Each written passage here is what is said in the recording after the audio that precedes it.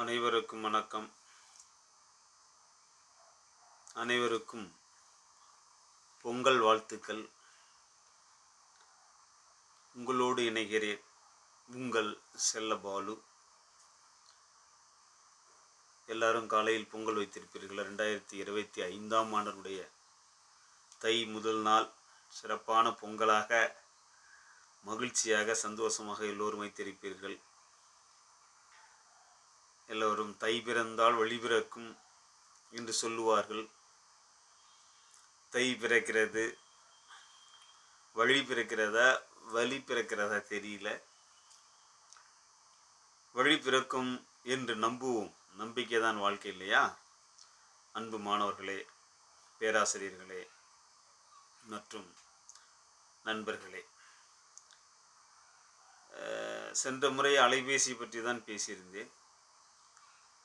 இன்றைக்கு என்ன பேசலாம் அப்படிங்கிற ஒரு சூழலில் ஏஐ தொழில்நுட்பத்தை பற்றி பேசலாம் அப்படின்னு இருக்கேன். ஏஐ ஆர்டிஃபிஷியல் இன்டெலிஜென்ஸ் அப்படிங்கிறான், செயற்கை நுண்ணறிவு. இன்னைக்கு நம்ம எவ்வளோ செயலிகளை பயன்படுத்துகிறோம், எவ்வளோ செய்திகளை பார்க்குறோம். முகநூலில், புலனத்தில், இன்ஸ்டாகிராமில், ட்விட்டரில், அப்படி இணையதளத்தில் செய்திகள் கொட்டி கிடக்கிறது. சரிங்களா? அப்படி கொட்டியிருந்தாலும் இன்னைக்கு பார்க்கக்கூடியது மிக மிக முக்கியமான ஒரு செயற்கை நுண்ணறிவு, அதாவது இயந்திரம். இந்த ஏஐன்னா என்ன, ஏஐன்னா என்ன அப்படின்னு எனக்கு நானே கேள்வி கேட்டுக்கலாமா? அப்படி கேட்டுக்க கூடாது தான். இந்த ஏஐ என்பது என்னன்னா, மனிதனுக்கும் இயந்திரத்திற்கும் உள்ள வேறுபாடு. சரிங்களா? ரெண்டு பேர்த்துக்கும் இடையில இருக்கிற வேறுபாடை பேசுவது தான் இந்த ஏஐ, ஆர்டிஃபிஷியல் இன்டெலிஜென்ஸ்ன்னு சொல்லுவோம். சரிங்களா? அப்போ இந்த வேறுபாடு எந்த மாதிரி இருக்கிறது, எந்த சூழலை பேசுகிறது அப்படின்னு நம்ம பார்க்கணும். இன்னைக்கு இந்த செயலிகள் எல்லாரும் நம்ம அலைபேசியில் கொட்டி கிடக்குது, நம்ம கூட இயங்குது, நம்ம நம்ம நம்ம உடன் பயணிக்கிறது. சரிங்களா? அப்போ இது என்ன சொல்கிறான்னா, பெரு நிறுவனங்கள் நினைக்கும் வேலைகளை செய்வது அப்படிங்கிறான். பெரு நிறுவனம், உங்களுக்கு தெரியும், பெரிய பெரிய நிறுவனங்கள் செய்யக்கூடிய வேலைகளை இந்த ஏஐ செய்கிறது அப்படின்னு சொல்கிறான். உங்களை பற்றிய தகவல்களை சேகரித்து சந்தை நிறுவனங்களுக்கு விற்பது, பங்கு சந்தைன்னு சொல்கிறான். அது வேற. இங்கே உங்களை பற்றிய, என்னை பற்றிய செய்திகள் எல்லாத்தையும் சேகரிக்கிறது. நான் எப்படிப்பட்டவன், நான் என்ன பொருளை பயன்படுத்துகிறேன், எந்த பேனாவை பயன்படுத்துகிறேன், என்ன மாதிரி கண்ணாடியை பயன்படுத்துகிறேன், என்ன வாட்சை பயன்படுத்துகிறேன், எனக்கு எது பிடிக்கும், எது பிடிக்காது, இணையத்தில் என்ன பொருளை அதிகமாக வாங்குறேன், ஆன்லைனில் சொல்கிறோம் இல்லையா, இப்படி என்ன பொருளை அதிகமாக வாங்குகிறேன், இப்படி அனைத்து தகவல்களையும் என்னை பற்றிய செய்திகளை சேகரிக்கும். இப்போ என்னை பற்றிய செய்திகள் என்னன்னா, நான் சொல்கிறதால என்னை பற்றின்னு சொல்கிறேன். நம்மை பற்றிய செய்திகளை சேகரிப்பது தான் ஏஐ அப்படிங்கிறாங்க. நான் சொல்லல, அறிவியல் அறிஞர்கள் சொல்கிறாங்க, பெரிய பெரிய கட்டுரையாளர்கள் சொல்கிறாங்க, நிறைய சொல்கிறாங்க. அப்போ எல்லாமே இலவசமாக நமக்கு கிடைக்குதுங்கிறோம் இல்லையா? ஒரு கடைக்கு போனால் 1 எடுத்தால் 1 இலவசம், 2 எடுத்தால் 4 இலவசம். இந்த இலவசத்தை தான் சொல்கிறான். என்ன சொல்கிறான், ஒரு பொருள் இலவசமாக கிடைக்கிறது என்றால் உண்மையில் விற்பனை செய்யப்படுவது பொருள் அல்லன்னு ஆய்வாளர்கள் சொல்கிறாங்க. சரிங்களா? இப்போ ஆன்லைனில் 1000 ரூபா பொருள் கடைக்கு போனால் ஆன்லைனில் 700 ரூபா விற்குது. அப்போ நம்ம அதுக்கு போகிறோம் அப்படின்னா, அதை வாங்குகிறோம் அப்படின்னா, இப்படி நம்ம எல்லாத்தையும் சேகரிக்கிற பொருளை விற்பனை செய்வதல்ல. இந்த ஏஐ என்ன செய்கிறானாக்க, நம்மளை விற்பனை செய்தான். விற்பனை செய்யப்படுவது யாருன்னா பொருள் இல்லை, மனிதர்களை விற்பனை செய்கிறது. பங்குச்சந்தை கொண்டு, இது பெரிய நிறுவனங்களுக்கு கொண்டு சேர்க்கிறது. இவர் இப்படிப்பட்டவர், செல்லபால் இப்படிப்பட்டவர், இந்த பொருளை வாங்கக்கூடியவர், இந்த பொருளை அதிகமாக அவருக்கு பிடிக்கும், இந்த உணவு அதிகமாக பிடிக்கும், இந்த கடல மிட்டாய் அதிகமாக பிடிக்கும். இப்படி என்னை பற்றி செய்திகளை சேகரித்து கொடுக்கறது, என்னை பற்றியே. அதான் நம்மளை வித்துறது, வேற ஒன்றும் இல்லை. விற்கிறதுக்கு பல பேர் இருப்பாங்க, ஆனால் நம்மளை விற்கிறதுங்கிறது பெரிய இது இல்லையா? அப்போ இதோடைய நோக்க பொருள் என்ன? அதான் சொல்கிறாங்க ஆய்வாளர்கள் என்ன சொல்கிறானாக்க, பொருளாதாரத்தில் அதாவது இன்ஸ்டன்ட் எக்கனாமி என்னும் கோட்பாட்டை சொல்கிறான். இன்ஸ்டன்ட் எக்கனாமிங்கிறான் பொருளாதார கோட்பாடு சொல்கிறான். அப்போ சமூக வலைத்தளங்களில் இணைய சேவை செயலிகளும் உங்கள் இணைய நடவடிக்கைகள், இப்போ நான் என்னென்ன செய்கிறேன், என் நடவடிக்கை என்னங்கிறத அது கண்காணிக்கிறதுக்கு ஒரு இது சொல்கிறான். அது என்ன அப்படின்னா டிஜிட்டல் பிஹேவியர் அப்படிங்கிறான். என்னது? Digital behaviour. அது நம்மளை கண்காணிக்குமா, இவன் எப்படிப்பட்டவன், எந்த மாதிரி இதை பயன்படுத்தினா, எந்த இது செய்கிறான். அப்போ தகவல்களை சேகரித்து செயற்கை நுண்ணறிவு மென்பொருளுக்கு கொடுத்து பகுப்பாய்வு செய்கின்றது. புரியுதுங்களா? எல்லாத்தையும் சேகரித்து பகுப்பாய்வு செய்து, அனாலிசிஸ் சொல்கிறோம்னா பகுப்பாய்வு செய்து இவன் இதைத்தான் பயன்படுத்துவான் என்று சொல்கிறது. என்னுடைய பிஹேவியர் என்ன. அப்போ என்னுடைய செய்திகள் எல்லாத்தையும் லாபத்துக்கு வித்துறது. பெரிய நிறுவனங்கள், இப்போ அமேசானுக்கு உள்ளே போகிறேன், அல்லது ஃப்ளிப்கார்ட்டுக்கு உள்ளே போகிறேன், ஸ்னாப்டீல் அப்படின்னு உள்ளே போகிறோம். என்னுடைய தகவல் எல்லாமே இருக்கும் உள்ள. அப்போ நான் எனக்கு என்ன பிடிக்குன்னா, என் செல்ஃபோனுக்கு என்னுடைய அலைபேசிக்கு வந்துக்கிட்டே இருக்கும். ஏற்கனவே சொன்ன அலையும் அலைபேசின்னு ஒரு பதிவு போட்டிருந்தேன், சரிங்களா? அதனால் இந்த பதிவு கூட எதற்கு போடுறோம் அப்படின்னா, நீங்கள் ஏஐயை பற்றி தெரிந்து கொள்ளணும். முதல்ல ஏஐன்னா என்ன படித்த மாணவர்கள் தெரிந்து கொள்ளுங்கிறது இந்த பதிவு போடுகிறேன், சரிங்களா? அப்போ அதுபோல் இந்த பிஹேவியரை சொல்கிறது அப்படிங்கிறான், பகுப்பாய்வு செய்வதுங்கிறான். அதுலேருந்து உங்களுடைய நோக்கம் என்ன, நீங்கள் என்ன வாங்க நினைக்கிறீர்கள், என்ன விரும்புகிறீர்கள், விரிவாக என்ன பட்டியலிட்டு அந்த தகவலை விற்பனை செய்கிறதுங்கிறான். என்னன்னா உணவு, என்ன பொருளை வாங்குறேன், எது நம்ம சேகரிக்க, எல்லாத்தையும் சேகரித்து விற்பனை செய்கிறது தான் இந்த ஆர்டிஃபிஷியல் இன்டெலிஜென்ஸ். அதுதான் நம்ம எந்திரன் படத்தில் கூட உங்களுக்கு தெரியல, சரிங்களா? எந்திரன் படத்தில் கூட என்னன்னோ என்னடா அது நமக்கு தெரியல, என்னமோ எந்திரன் சிட்டி அப்படின்னு ஒன்று உற்பத்தி பண்ணுவாங்க இல்லையா? ஒரு சலூன் கடையில் உட்காந்துருக்குள்ள ரஜினியும் உட்காந்துருக்குள்ள, அந்த சிட்டி உட்காந்துருக்குள்ள, ஒருத்தன் சேவ் பண்ணிட்டு முடிவெட்டிட்டுக்குள்ள என்னை பற்றி தெரியுமா, ஒரு புத்தகத்தை எடுத்து கொடுப்பாங்க. ஒரு புத்தகத்தை எடுத்து என்ன பண்ணுன்னா, இப்படி ஒரு புத்தகம் இருக்குதுன்னு வச்சிங்களேன், இந்த புத்தகத்தை எடுத்து என்ன பண்ணுவோம், டைம் இப்படி ஒரு திருப்பு திருப்பிடும், சரிங்களா? அப்படி இந்த புத்தகத்தை இப்படி பார்த்த உடனே அதை உள்ளே இருக்கிற செய்தி பூரா கண்டுபிடிச்சிருது இல்லையா? அது போல் தான் நம்மளை எல்லாத்தையும் கண்டுபிடிக்கிறது தான், சரிங்களா? அப்படி கண்டுபிடிச்சி அப்புறம் சொல்லுதா இல்லையா? அப்போ 100 பேர் செய்யக்கூடியதை ஒரு இயந்திரம் செய்கிறது. இப்போ டோலுக்கு போகிறோம் இல்லையா, டோல் பிளாசாவுக்குள்ள போகிறேன், டோல்கேட்டு சுங்கச்சாவடி போகிறோம் இல்லையா? சுங்கச்சாவடி போகல என்ன பண்ணுறோம், இதுக்கு முன்னாடி உள்ள சுங்கச்சாவடி ஒவ்வொரு இடத்துலையும் ஒரு ஆள் உட்காந்துருப்பாங்க. 10 இடம்னா 10 பேர் 10 இடத்த உட்காந்துருப்பான். ஆனால் இன்றைக்கி என்னது, இன்றைக்கி இப்போ வரக்கூடிய 2025 24 கடைசியில் வரக்கூடிய 2024 கடைசியில் 2025 வரக்கூடிய அந்த சுங்கச்சாவடிலாம் எப்படி இருக்குது, 2 பேர் தான், மீதிலாம் எல்லாம் டிஜிட்டல் மயம், எல்லாம் டிஜிட்டல். நீங்கள் நம்ம உலகமே டிஜிட்டல் மயம் தான் இருக்கிறான், டிஜிட்டல் தான் போயிட்டுருக்கோம். ஆனால் எங்கே போகும் என்ன ஆகுன்னு தெரியாது, காலம்தான் முடிவு பண்ணும், சரிங்களா? அப்போ அது போல் இந்த டிஜிட்டல் உலகத்தில் அப்போ என்ன பண்ணுறாங்க, மக்கள் 10 பேர் வேலை செய்யக்கூடிய இடத்துல 2 பேர் வேலை செய்கிறாங்க இல்லையா? கேரளாவில் கூட ஏஐ வந்து விட்டது வகுப்பெடுக்க அப்படிங்கிறான். அப்போ வகுப்பெடுக்க 100 பேர் ஒரு வாத்தியார் தேவைப்படுதுன்னா, அப்போ 10 பேர் 100 பேருக்கும் 10 பேருக்கும் வித்தியாசம் இருக்கு இல்லையா? 80 வாத்தியார்கள் குறைக்கிறாங்க இல்லையா? இப்படி கொஞ்சம் கொஞ்சமாக உலகம் வந்து அறிவியலில் வளர்ந்துக்கிட்டு இருக்கு, மக்களுடைய வேலை வாய்ப்பில் சுருங்கி கொண்டு வருகிறது. அறிவியல் வளர்ச்சி மிக பிரம்மாண்டமாக வளருது, அதில் மாற்றுக்கிறதே கிடையாது. அறிவியல் வளருன்னு சொல்ல முடியுமா? எங்கே வேணாலும் ஏவுகணை தாக்குதல் பண்ணலாம். என்ன, எங்கே பூமிக்கு அடியிலையா, கடலுக்கு அடியிலையா, மேலேயா, வானத்திலையா, எங்கே வேணாலும் பண்ணலாம், சரிங்களா? அப்படி இந்த அறிவியல் யுகம் வந்து வளர்ந்து இருக்கிறது. இன்றைக்கி எல்லாம் படிக்கிறது பூரா ஏஐ தான் படிக்கிறாங்க. அப்போ ஏஐயை வச்சு எப்படி வேணாலும் செய்யலாம் இல்லையா? என்னை போல் ஒரு உருவத்தை ஏற்படுத்தலாம். அதுதான் சிட்டியில் செஞ்சான், எந்திரன் சங்கர் படத்தில் எந்திரனில் செஞ்சான். அவர் சிட்டி போலவே நிறைய சிட்டி உருவாக்குனாங்க இல்லையா?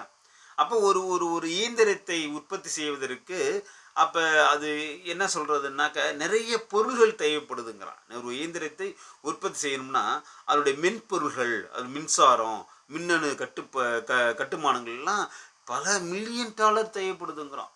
ஆமாம், அப்போ அதுக்கு தகுந்த மாதிரி தானே மக்களை வந்து மடைமாற்றம் செய்வாங்க இல்லையா? இப்போ அதுபோல் ஒவ்வொரு நோக்கமாக சொல்லக்கூடிய செய்திங்கிறான் என்ன.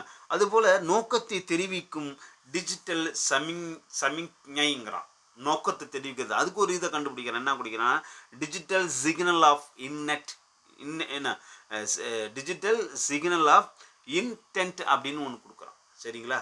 அப்படி அதுபோல் இது எல்லாத்தையும் கண்டுபிடிச்சு அந்த நுண்ணறிவுகள் நம்ம எல்லா தரவுகளையும் சேகரிப்பது அப்படின்னு சொல்லக்கூடியது. இணையத்தில் செய்யும் ஒவ்வொரு நடவடிக்கைகளையும் ஒவ்வொரு விருப்பத்தையும் அது கொண்டு போய் சேர்த்துருங்கிறான்.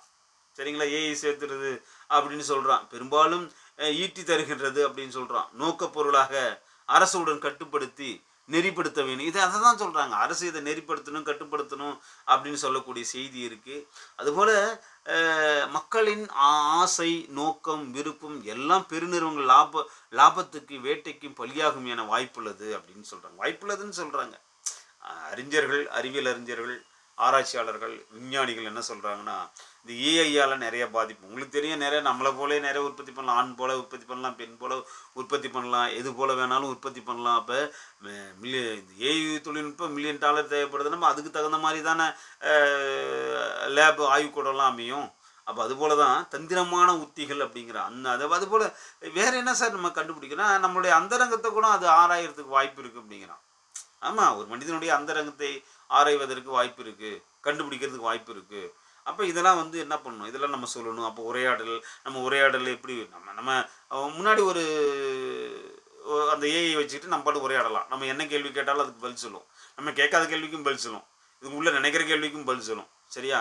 அப்போ அந்த மாதிரியான செயல்பாடுகளே இருக்கா. எவ்வளோ சரியாக கணிக்கிறது என்பதே லாபத்தை தருங்கிறான். அப்போ இந்த ஏஐ எவ்வளோ கணிக்கிறது ஒரு மனிதனை?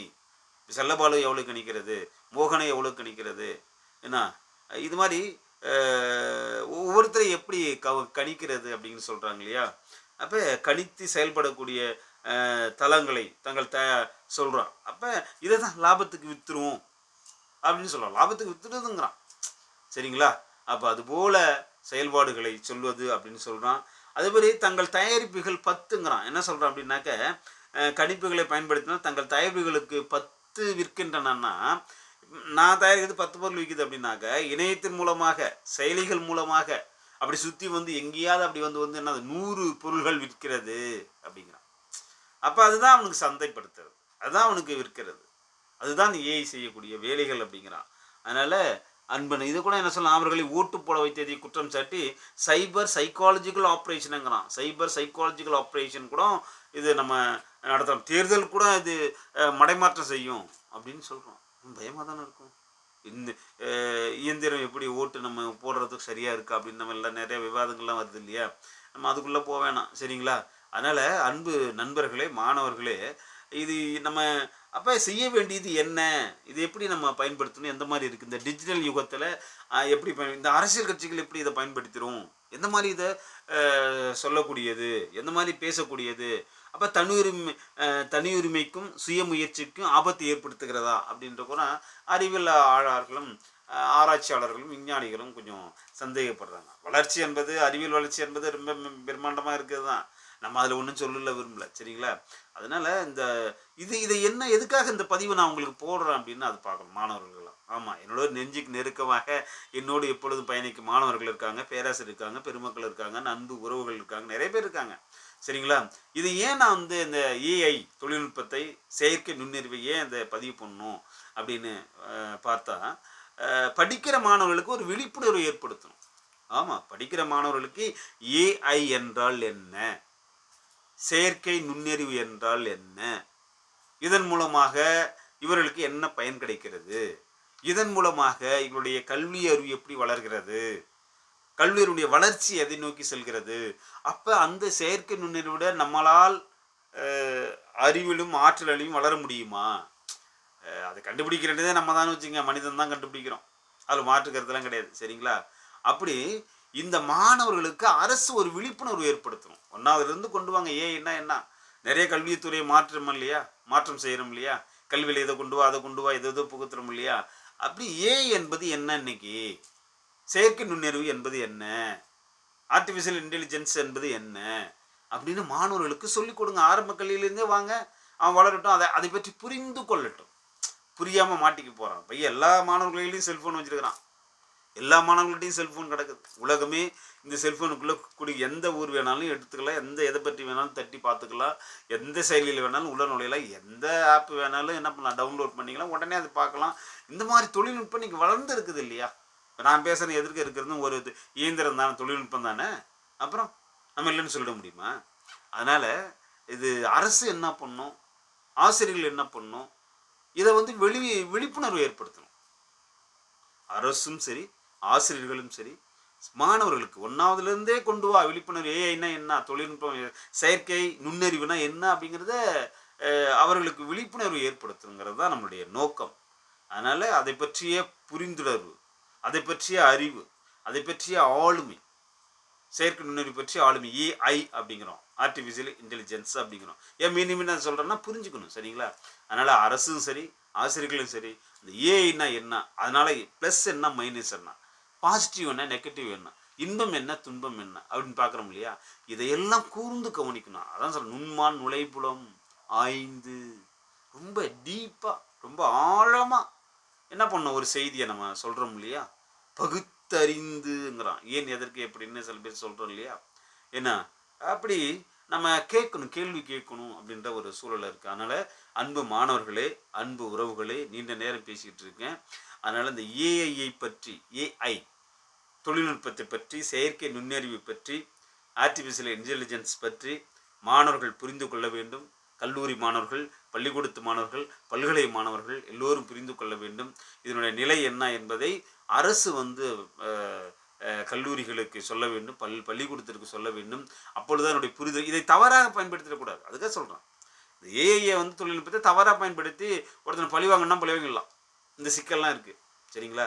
அதனால் இதை வந்து எப்படி பயன்படுத்தக்கூடாது, ஒரு நல்ல செயலுக்காக, நல்ல அறிவுக்காக, நல்ல ஆளுமைக்காக, நல்ல ஆற்றலுக்காக இந்த ஏஐயை பயன்படுத்துங்கள் என்று அரசு சொல்லணும், ஆசிரியர்கள் சொல்லணும். இது ஒரு விழிப்புணர்வு ஏற்படுத்தினதற்காகத்தான் இந்த ஏஐயை பற்றி உங்களிடம் சொல்கிறேன். நண்பர்களே, பேசிக்கொண்டே இருக்கலாம், பரவாயில்லை. நேரமும் காலமும் கடந்து போட்டது. அதனால் கட்சி தவறான, இது அரசியல் கட்சி கூட தவறாக பயன்படுத்திக்கலாம். அதனால் அவர்களும் தவறாக பயன்படுத்தக்கூடாது, மாணவர்களும் தவறாக பயன்படுத்தக்கூடாது, பொதுமக்களும் தவறாக பயன்படுத்தக்கூடாது, சரியா? சினிமாவும் தவறாக பயன்படுத்தக்கூடாது. இந்த மாதிரி பல செயல்பாடுகள் இருக்குது. அதனால் அரசு இது ஒரு விழிப்புணர்வு ஏற்படுத்த வேண்டும். மாணவர்களுக்கு அடிப்படை கல்வியிலிருந்து இதை ஏஐயை கொண்டு வர வேண்டும் என்று அந்த நோக்கத்தில் தான் இந்த இணையதளத்தில் என்னுடைய வலையொலியில் இதை பதிவு செய்கிறேன் அன்பு நண்பர்களே. அதனால் உங்கள் அத்தனை பேருக்கு மீண்டும் பொங்கல் வணக்கத்தை, பொங்கல் வாழ்த்துக்களை கூறி விடைபெறுகிறேன். நான் என்றும் உங்களோடு செல்லபாலு. நன்றி, வணக்கம்.